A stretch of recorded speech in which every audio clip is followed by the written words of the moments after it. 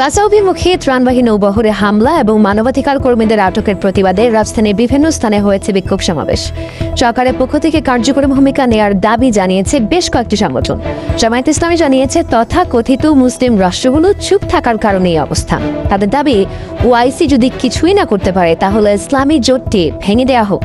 পাকিস্তানের সিনেটর মুশতাককে যেভাবে অ্যারেস্ট করা হয়েছে, আমরা আশঙ্কা করছি আমাদের শহীদুল আলম ভাইকেও আগামীকাল বা আজকে রাত্রে তাকে অ্যারেস্ট করতে পারে ইসরায়েলি দখলদারিরা।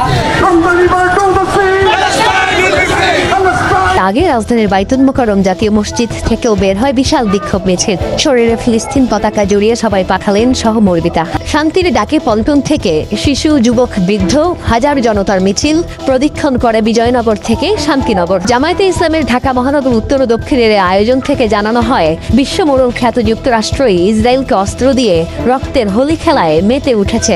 ফিলিস্তিন যতদিন মুক্ত না হয়, যতদিন স্বাধীন না হয়, আমরা ততদিন তাদের পাশে থাকবো।